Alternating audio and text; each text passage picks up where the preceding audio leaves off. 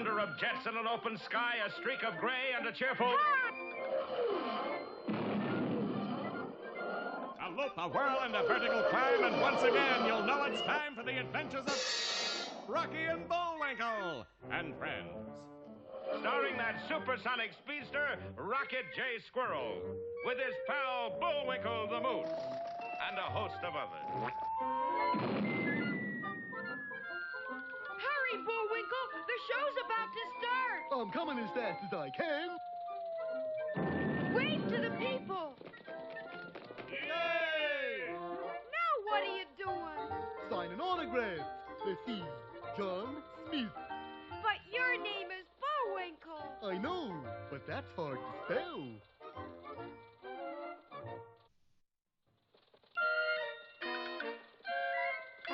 We're gonna have a lot of fun.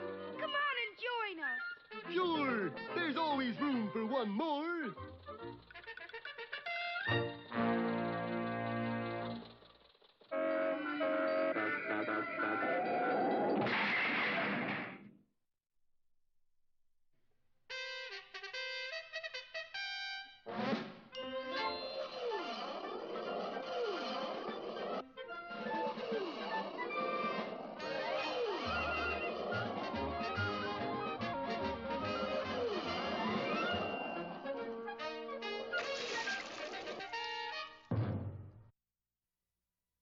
Well, Rocky and Bullwinkle reached the Pottsylvanian border with the mooseberry bush still intact. But now it seemed that they were going to be stopped just inches short of their goal. For when their friends, the Moon Men, slipped across the border without proper papers, the Pottsylvanian sentry became so enraged that he raised his weapon and pointed it at our heroes. Hey, now, that thing might be loaded. Might be. Is loaded. Stand back, Rocky. I'll protect you.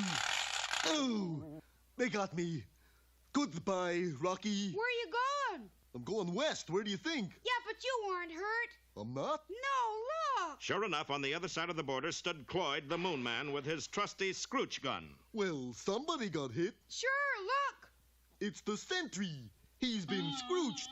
Froze solid. Yep. Come on, Rocky. What about Vladimir here? Oh, he'll be all right as soon as he gets unscrewed. Well, how long will that be? About 90 minutes. Cloyd, that says years. Oh, so it does. Well, that's certainly one on me. Yeah, but what do we do with Vladimir? Just stand him up. Who's going to notice whether a sentry is scrooched or not? Sure enough, Vladimir remained motionless at his post from that moment on, and he was very happy. Tourists came to have their pictures taken with him. He was written up in Crime, a Pottsylvanian weekly news magazine, and he served as a model for every sentry in the Pottsylvanian army. Eventually, he was promoted to general, retired, and spent his declining years in his old hometown where he became known as the Pigeon's best friend. Yes, there was no doubt Vladimir was for the birds. But back to our story. About time, too. Well, anyway, we're out of Pottsylvania with a mooseberry bush. Yeah, let's get it back to the government right away. Hey, look down there. A ship. And it's headed our way. But how are we going to get to it? You forget, Rocky, we can just fade out here and fade in again down on the ship. Like this. Darn, missed it. Fortunately, Cloyd's aim was better than Gidney's, and he was able to persuade the captain of the small freighter to pick up our heroes. A short while later, the good ship was steaming across the sea toward America. Well, Bullwinkle, we're going home at last. I wish we were. But you are, Gidney. Back to the moon? You're giving us the bush? You can't do that, Rock. This is government property. Don't worry, Bullwinkle. I'm not going to give him the bush. Then how the ding-dong you going to get him home? Moonwise, that is. Look, Bullwinkle. Why does the government want a secret rocket fuel? So's we can send a American to the moon. Right. So my plan is obvious. Well, certainly it's obvious, but what is it? Simple. We'll make Americans out of Gidney and Cloyd. And send them to the moon. Well, great. But how do we make Americans out of them? Paint them red, white, and blue? Nope. I think I got a better way. Rocky wouldn't have been so optimistic if he had known what was going on at that moment in a press meeting on Capitol Hill. Just what does your new bill mean, Senator? Well, you see, right now it's entirely too easy to become an American. This bill's going to make it tougher. Now, what do you mean it's easy, Senator? Well, all you got to do is be born here. This large loophole has got to be plugged up. Well, how will this new proposal affect Rocky's plans for the Moonmen? Don't miss our next episode, The Washington Whirl, or Rocky Off the Record.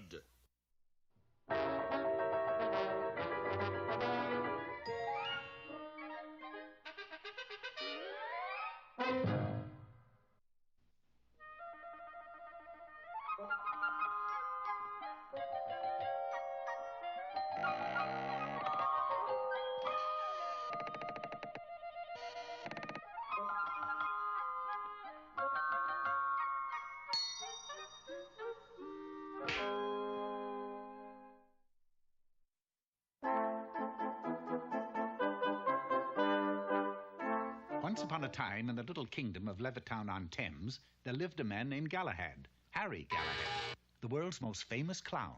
Retired. With him lived his wife Bessie and their newborn son. One day, Harry took the infant to be registered with the town clerk. Have you chosen a name for this child? Yes, sir. Sure. Very well. And before Harry could stop him, the town clerk had written the baby's name in the town register, Sir Galahad. But that's not his name. Sorry. No changes allowed in the town register. What kind of a name is Sir? Everybody will laugh at him. What were you going to call him? Arbuthnot. And so, from that day on, the baby was known as Sir Galahad. Sir's future had already been decided for him by his father. You're going to be a clown, just like Daddy. When he was just a toddler, it was drummed into him. A clown, you're going to be a clown. That's showbiz. And later, when he would come home from school... Sir, go to your room, do your clown work.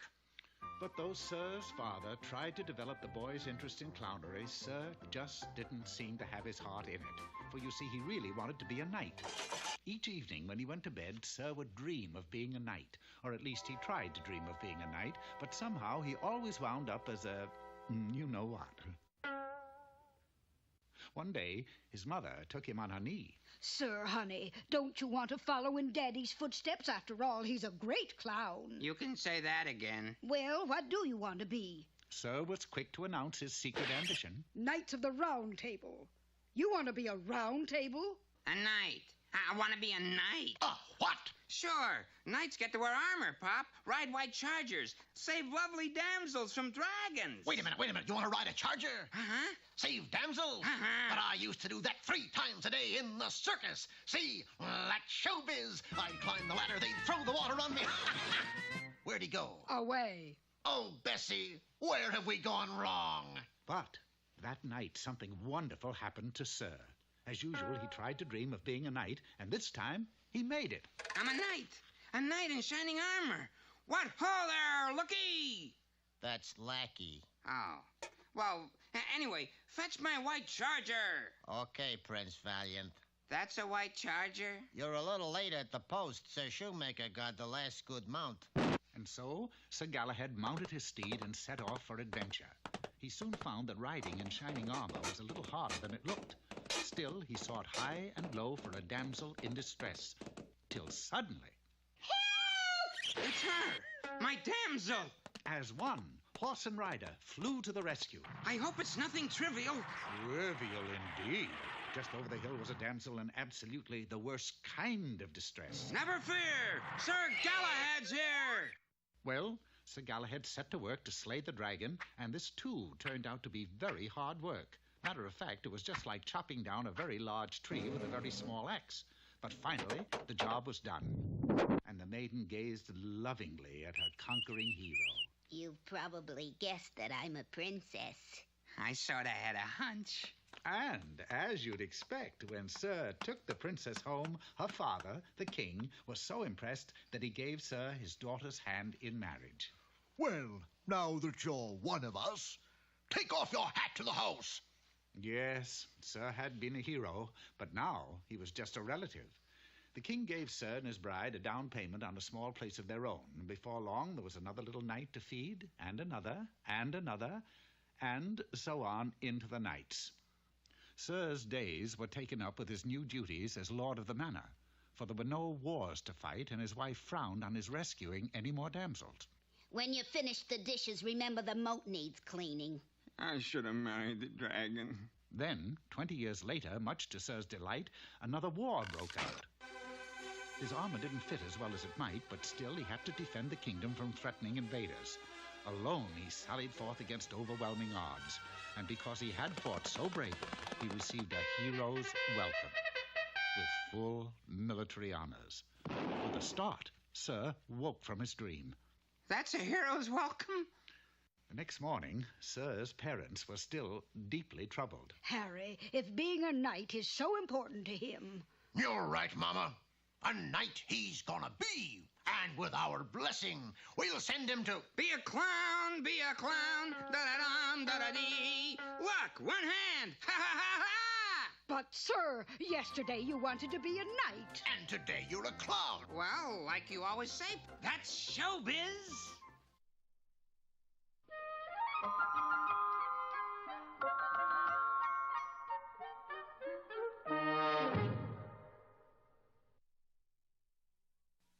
And now for all you co-eds who wish to become scholars, here's Mr. Know-It-All. Hello out there, scholarly maids. Today's subject is how to get into the movies without buying a ticket. The first approach is to go directly to the manager and say, "Where's my pass?" Unruffled by that minor setback, we try phase 2, which involves a disguise. Hello there, I'm Flo Ziegfeld. How's my show going tonight? Phase 3, seeking out the location of the freight elevator, we then proceed down into the basement, where we shall then proceed up to the balcony. That's the deepest basement I ever saw. Is gate-crashing moose again? Hello, Mr. Theater Manager. I should like to apply for a job as a usher. What experience you got? I've been in the dark most of my life. Is good enough. Course, job don't pay much. How much? Bag of popcorn and all ticket stubs you can find. It's a deal! Donning the usherette's uniform, we then proceed to our post in the mezzanine. Going through a door, we find ourselves... Wrong door. Hello, Mr. Theater Manager. I took the wrong... Where's your ticket? I don't need a ticket. I'm your new usher. Don't need no new usher. Just hired new usher. That did it. I wouldn't go in that theater if they gave me the place. Why not? I just happened to notice. I've seen this picture 3 times already.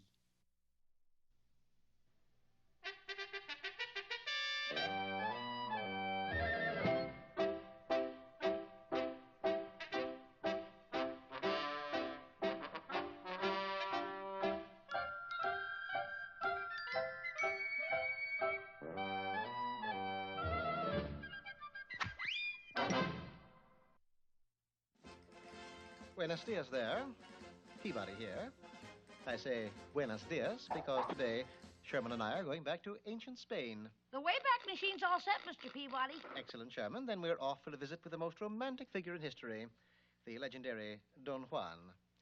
My Wayback, ingenious invention that it is, deposited Sherman and me in front of a large villa in Seville. I was about to ring Don Juan's doorbell when Sherman glanced up and saw a figure swaying precariously on the railing of the balcony. It's Don Juan, Mr. Peabody. Would you be so kind as to move a little to the right? You are standing on my spot. He's gonna jump. Wasting not a second, we dashed upstairs. It will do you no good to try to dissuade me, senors. My mind, she is made up. But why, Don Juan? Have you had a financial setback? No. What is it, then? Onions. Onions? Spanish onions, Bermuda onions, onions. I love them more. And a man who eats onions can hardly be called Spain's greatest lover. He started about 6 weeks ago. A very lovely senorita and I were having a midnight snacks. Would you care for some onion soup, mi chiquita? Onion soup? What is onion soup? I took my first taste, and I was hooked. That night, senor, I consumed 54 bowls of onion soup. Needless to say, when it came time to kiss the senorita goodnight. Last week, I attended a bullfight with the very same senorita. Well, it was the same old story. The matador killed 16 bulls. I killed 16 onion rolls. And when it came time to kiss the senorita goodnight... A tragic tale, Don Juan. Yes, I know. Well, buenos dias. I jump. Wait, Don Juan. Why not give them up? Women? Onions. Sherman is right, you know. With perseverance, you could lick this thing. And Mr. Peabody and I will help you. Our campaign began with a systematic search of the entire house. We found onions under the rug, in the fruit bowl, and even in the chandelier. That is the last of them, I swear. Are you sure? Positive. And now, if you will excuse me, I shall take a bubble bath. We disposed of the onions and then quietly entered Don Juan's library. Shall I light a candle, Mr. Peabody? Not yet, Sherman. We don't want to alarm our visitor. Visitor? There's no one here. There will be. Suddenly, a hooded figure appeared on the balcony. It's a burglar. We watched as the dark intruder made his way to a picture on the wall. Behind the picture was a wall safe. Now, Sherman, light the candle. Who is there? Don Juan! I was looking for my bubble bath. I seem to have misplaced that. Come, Don Juan. You and I both know there are onions inside that wall safe. See, you are right. Lead me to the balcony. I jump. Just a moment. I can't see why you should give up onions. But how can I eat onions and still be a lover? There is one way. Do you have a date for this evening? Senor, Don Juan have a date every evening. Good. Then consume all the onions you wish. Tonight you shall be romantic in spite of them. Don Juan's rendezvous took place in a lush garden on the outskirts of Seville. Due to a small errand, I was the last to arrive. The senorita's inside waiting for Don Juan, Mr. Peabody. See, but in my condition, I'm not a fit companion for a skunk. Then take these. What is it? Poison? Never mind what it is. Just take them. Fearing the worst, Don Juan entered the garden and embraced the fair senorita with surprising results. Oh, Don Juan, you are the greatest lover. I don't understand, Mr. Peabody. What happened to his onion breath? It vanished, Sherman, thanks to those pills. Where'd they come from? From that pharmacy across the road. The couple who own it, Mr. and Mrs. Gonzalez, were kind enough to fill an original prescription of mine. They did such an admirable job that I'm naming the pills after them. Gonzalez pills? No. Their first names are Clara and Phil Gonzalez. Clara Phil pills, Mr. Peabody? Clara Phil pills, Sherman. Breathtaking, aren't they?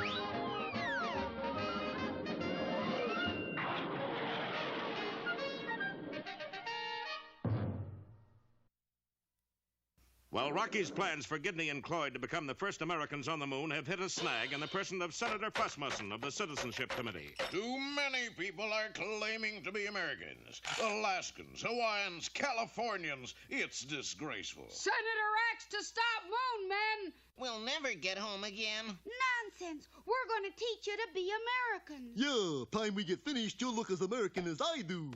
I'd really rather not. Bring in our whole library of books, Bullwinkle. Here they are, Rock. The Farmer's Almanac, the Bobbsey Twins at Camp Wahoo, and my personal bound volume of ghastly comics. The boys set to work to convert the moon men, Gidney and Cloyd, into typical Americans. Unfortunately, their idea of what an American should know was rather limited. Okay, Gidney. How many days in September? 30 days has September. Right.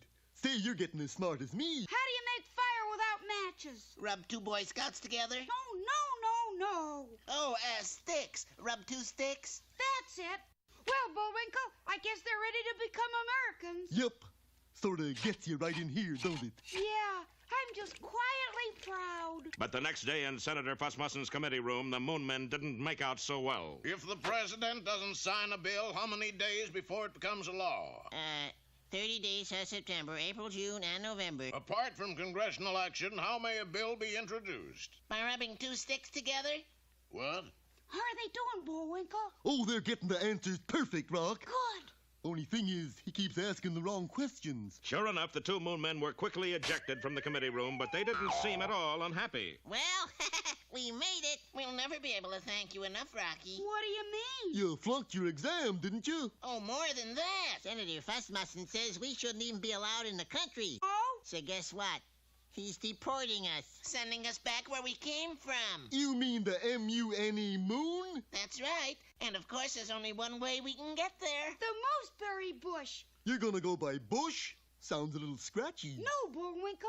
We'll use the mooseberry bush to make your secret rocket fuel. Oh, of course. It's been so long, I almost forgot the plot. Well, let's go. And within a few days, Bullwinkle had whipped up an exact duplicate of his Grandma Moose's fudge cake batter. Just slip it in this blast chamber, Bullwinkle. Right. Of course, all official Washington turned out for the Moonmen's departure. Senator Fussmussen himself bade them goodbye. Goodbye. Now close the hatch and blast off. Right. But when Bullwinkle slammed the hatch closed, he caught the tail of Senator Fussmussen's coat. 10, 9, 8. What's this? My coat is caught. 6, 5, 4. Well, take your coat off. That wouldn't be dignified. I got it. 3, 2. Quickly, Rocky zoomed to the president's chair and whispered in his ear. 1, 0. Fire. Somebody do something. Very well. Senator Fussmussen, I appoint you the new ambassador to the moon. And as the crowd cheered, the spaceship bearing Gidney Cloyd and our first interplanetary diplomat zoomed upward and out of sight. Well, Bullwinkle, you did it again. Yeah, once the hero, always a hero, I guess. You said it, Bullwinkle. Didn't I? And the boys trudged away from the airport and into a brand new adventure. Don't miss the beginning of it in the next chapter of Rocky, the Flying Squirrel.